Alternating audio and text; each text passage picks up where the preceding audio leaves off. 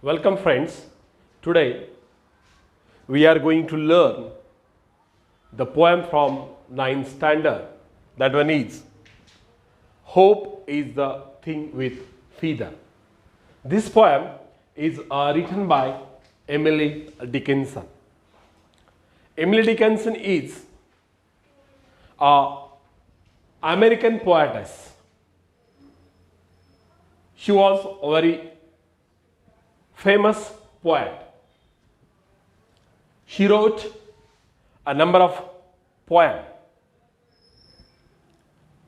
Hope is the Thing of Feather is one of her poems which is very famous. This poem tells you about hope, how hope is important in our life. Look, the title of this poem, the word hope is focused in this poem. The title tells hope is the thing with feather. Hope means asha. As a human being, we lead a life with hope. Whenever we are in any crisis, whenever we are in any problem or in critical situation, when we are unable to take the decision or when we are very upset that time, only the thing hope makes our life alive. Only the thing hope inspires our attitude, our approach, our view. So the poet Emily Dickinson focuses the thing hope. Poet tells here, hope is the thing with feather. Means hope is the thing which likes the feather. Feather means pang.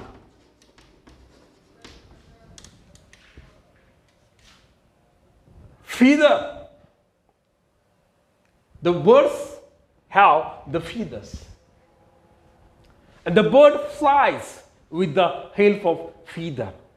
If we bind the feather, the bird is unable to fly. So feathers, without feather, bird can't fly. Feathers are very delicate. But when it takes the flight, that time there is strength, there is power in feathers. So poetess compares hope with the bird. Hope compares with the birds. Means hope is like a bird. Hope is like a bird. Look, the poem. This poem has the 3 stanzas. 3 stanzas are there. Every stanza there are 4 lines. Hope is the thing with feather that perches in the soul and sing the tune without the words and never stops at all, and sweetest in the gale is heard, and so must be the storm that could abash the little bird that kept so many warm. I have heard it in the chillest land and on the strangest sea, yet never in extremity it asked a crumb of me. See, the first stanza of this poem, hope is the thing with feather. Just we see, hope means asha. Poet compared hope with the bird is the thing with feathers. Means hope is like a feather. How feather, with the help of feather, bird flies in the sky. Bird flies in the sky. Anywhere he wants to fly. Like with the help of hope, we can lead our life. We can fly in our life. Hope is a thing with feather that perches in the soul. That perches in the soul. Perches means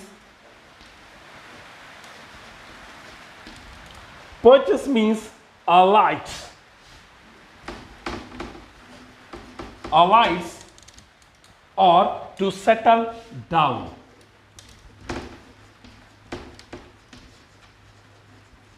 To settle down. Basne. Hope is the thing with feather that perches in the soul. And that hope, where lives the hope? The hope lives, settles in the soul. Soul means what? Soul means आत्मा. आत्मा. आणि ही जी इच्छा असते, ही जी आकांक्षा असते, ज्या इच्छेवरती, ज्या आकांक्षावरती आपण आपलं जीवन चांगल्या पद्धतीने व्यतीत करण्याचा प्रयत्न करतो. एखादा दुःखाचा क्षण असेल, कधी आपल्याला निराशा वाटली, तर आपण या आशेच्या साह्याने जगत असतो. आणि हीच आशा आपल्या जीवनामध्ये वेगवेगळे रंग फुलवत असते. आणि ही जी आशा असते, ही जी होप असते, ही आपल्या आत्म्यात असते.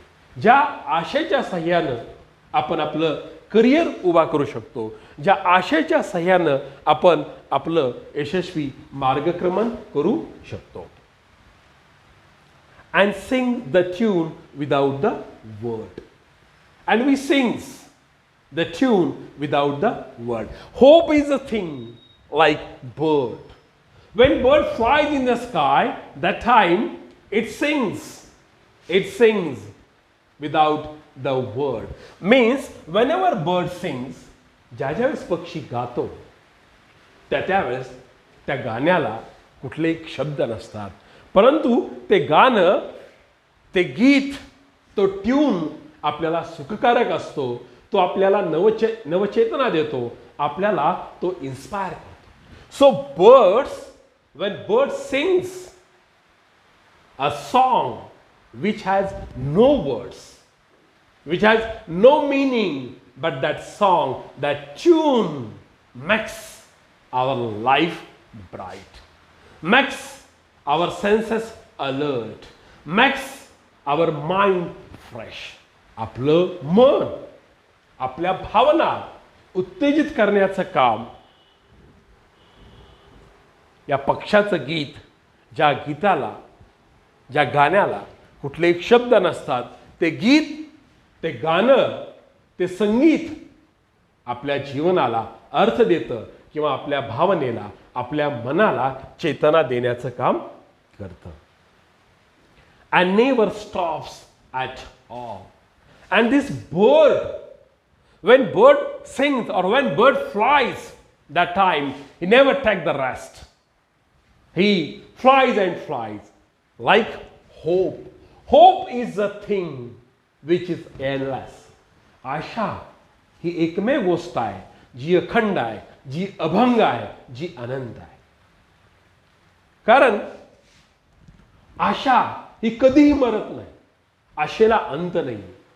मानव म्हटलं की आशा आली, माणूस म्हटलं की आशा आली. ज्या आशेवरती आपण जगतो ती आशा कधीही मरत नाही. म्हणजे माणसाला शेवटपर्यंत जर कोणी साथ देत असेल तर ती आहे आशा.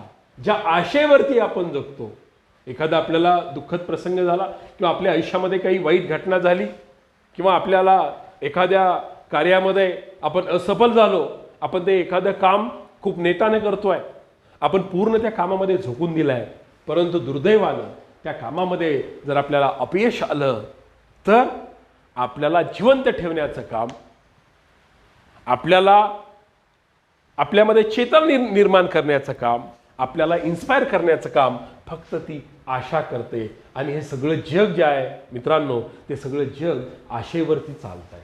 आशा जर नसेल तर आपल्या आयुष्यामध्ये निराशा असेल, आणि जर निराशा असेल तर आपल्या आयुष्याला अर्थ उरणार नाही. त्याच्यामुळे आशेशिवाय माणूस जगू शकत नाही. Let's see the second stanza of this poem. And sweetest in the gall, and sweetest in the gall is hurt, and sore must be the storm that could abash the little bird that kept so many warm. And that tune is the sweetest in the gall. Gall means what? Sweetest in the gall. Gall means very strong wind.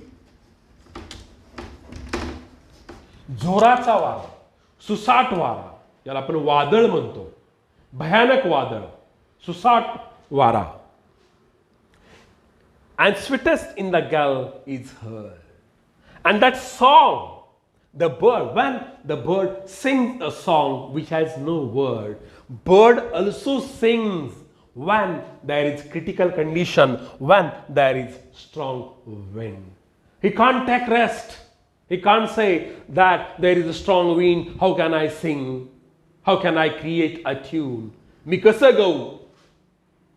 मी कसं संगीत गाऊ? असा प्रश्न पक्षाला कधीही पडत नाही. कितीही मोठं वादळ असलं, किती भयानक वादळ असेल, कितीही जोराचा सुसाट्याचा वारा असेल, तर पक्षी आपलं काम करत राहतो. त्याचप्रमाणे ही जी इच्छा असते, ही जी आकांक्षा असते, ही जी होप आहे, ही होप सुद्धा कितीही संकट येऊ द्यात, काही पण होऊ द्यात, ती आशा आपल्या मनामध्ये जिवंत असते. ती जिवंतच नाही राहत तर आपल्याला सुद्धा जिवंत ठेवण्याचं काम ती आशा करत असते. अनेक प्रसंग घडतात. स्ट्रॉंग विंड, जसं निसर्गामध्ये एखादं जोराचं वादळ आलं म्हणून पक्षी गायचं थांबत नाही, तसं आपल्या आयुष्यामध्ये अनेक प्रसंग येतात, अनेक प्रसंग येतात, अनेक संकट येतात. त्या संकटाला सामोरं जात जात आपण पुढे गेलं पाहिजे, आणि आपल्याला पुढे नेण्याचं काम दुसरं तिसरं कोणी करत नाही, तर ही आशा करते, ही होप करते. So hope is always live. He hope आपल्यामध्ये, जसा पक्षी किती जोराचं वादळ असलं तरी तो गायचं थांबत नाही, त्याप्रमाणे ही जी इच्छा आहे, ही जी आपली होप आहे, ही जी आशा आहे, ती आशा सुद्धा कधी थांबत नाही किंवा रेस्ट घेत नाही. आपण रेस्ट घेतो, आपण थोडं काम केलं की आपल्याला थकवा जाणवतो, आपण लगेच अंथरुणावरती पडतो किंवा विश्रांती घेतो, परंतु ही आशा ही अशी एकमेव गोष्ट आहे जी कधीही विश्रांती घेत नाही. ती आपल्यासाठी विश्रांती घेत नाही. आपल्याला नेहमी अलर्ट ठेवण्याचं काम, आपल्याला जिवंत ठेवण्याचं काम ही आशा करत असते. And sore must be the storm. Sore means, sore must be the storm causing great pain. Causing great pain. Sore causing great pain. म्हणजे कितीही आपल्याला वेदना होत असतील, कितीही आपल्याला त्रास होत असेल, आपल्याला मरण यातना जरी झाल्या तरी ही आशा आपल्याला जिवंत ठेवते. एकमेव ही आशा ही अशी गोष्ट आहे जी आपल्याला जिवंत ठेवते. कितीही मरण यातना येऊ देत. आता आपण शय्येवरती पडून आहे, आपल्याला मरण जवळ दिसतंय, परंतु मरणाला सुद्धा वापस लावण्याचं काम किंवा मरणाशी झुंज देण्याचं काम, मरणाला पळून लावण्याचं काम जर कोण करत असेल तर ती आशा करते, ती होप करते. कितीही वेदना असू द्यात, कितीही संकट येऊ द्यात. माणूस म्हटलं की संकट आलं. संकट माणसावरच येत असतात आणि कार्य करणाऱ्या माणसावर येत असतात. जी माणसं काहीच करत नाहीत त्या माणसावरती कसलंही संकट येत नाही किंवा कुठलीही घटना घडते ती फक्त काम करणाऱ्या माणसाच्याच आयुष्यामध्ये घडते. जी माणसं काहीच करत नाही, जी माणसं आपल्या अंथरुणावरती पडून राहतात, कष्ट करत नाहीत, त्यांना काही इच्छा नाही, त्यांना काही आकांक्षा नाही, त्यांची काही स्वप्न नाहीत, जी माणसं स्वप्न बघत नाहीत त्या माणसांना कुठलाही त्रास होत नाही किंवा त्यांना आशा सुद्धा साथ देत नाही. आशा कुणाला साथ देते, होप कुणाला साथ देते, तर जो माणूस जिवंत आहे. जिवंत माणसाची लक्षणं काय? तो कार्य तत्पर असतो, तो नेहमी काम करत असतो, तो नेहमी चालतो, तो नेहमी आपल्या कामामध्ये मग्न असतो. अशा माणसांना साथ देण्याचं काम किंवा अशा माणसांना कार्यप्रवण करण्याचं काम जर कोण करत असेल तर ती आशा करते. That could abash the little bird that kept so many warm. आणि कसलंही वादळ येऊ दे, किती त्रास होऊ द्यात, पक्षी आपलं गाण्याचं काम करत असतो. That could abash the little bird. Abash means what? Abash. Make uneasy.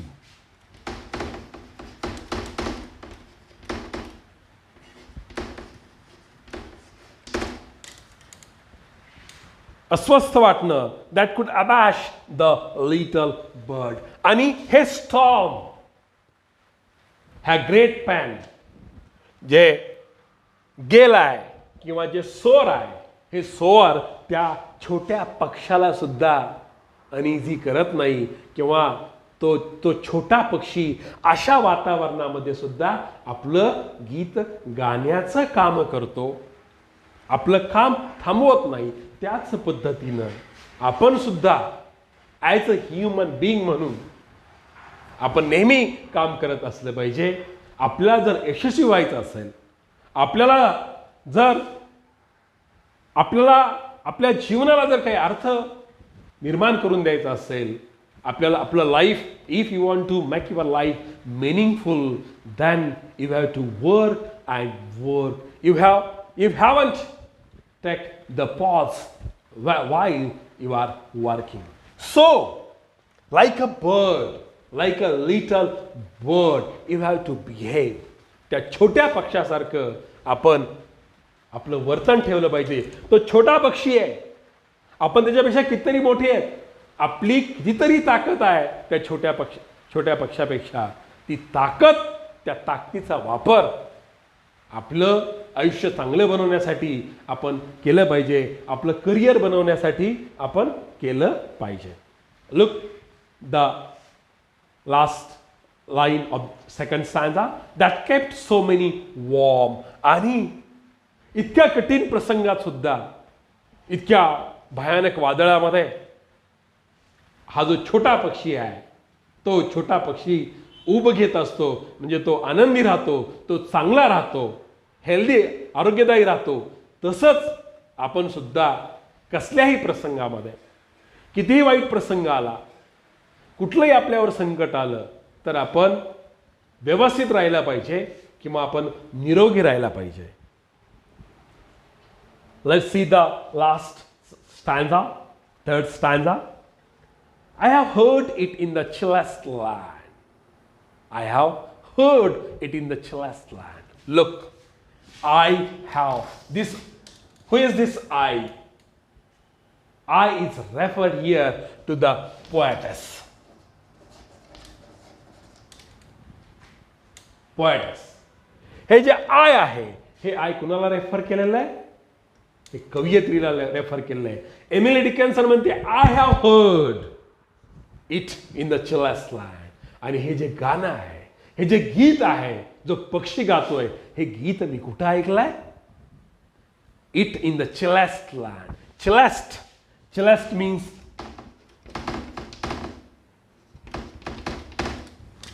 चिलेस्ट म्हणजे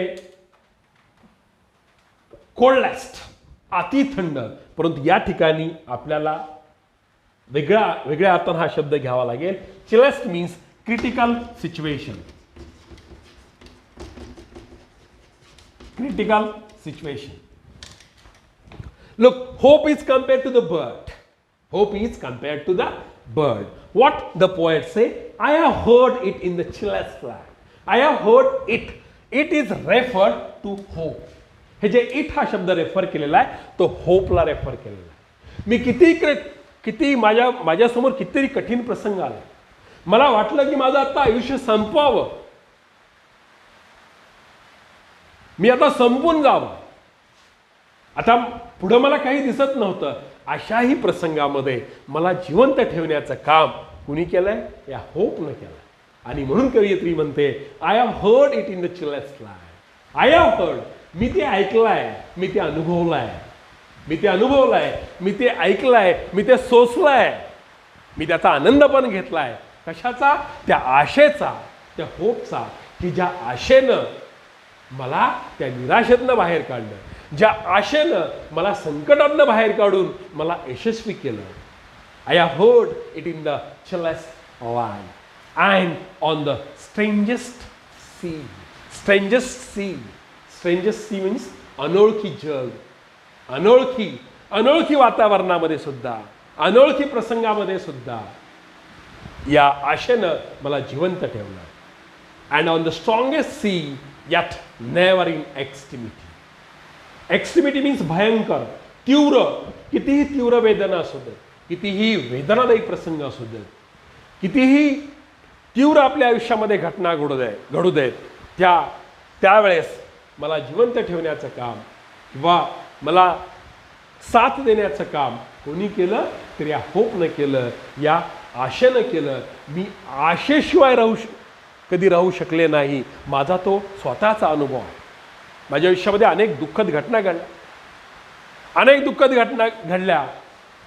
ही जी इमिली डिकन्सन आहे, she is very famous poet, very famous poet. She rose a number of poem. आणि तिनं अशा अनेक कविता लिहिल्या ज्या कवितेमध्ये तिनं आपल्या आयुष्यामध्ये ज्या काही घटना घडल्या त्याचं चित्रण तिनं त्या कवितेमध्ये केलेलं आहे. आणि कवयित्री या ठिकाणी म्हणते I have heard it in chillest land. आणि मी स्वतः ते ऐकलं. Yet never in extremity it asked a crumb of मी. आणि ही आशा, ही अशी गोष्ट आहे, या आशेनं मला भरपूर काही दिलं. माझ्या आयुष्यामध्ये जे काही आव्हानं होती, माझ्या आयुष्यामध्ये जी काही संकट होती, in my life there are a lot of challenges I'm facing. Whenever I face the problem, the time, only the thing hope gives me support.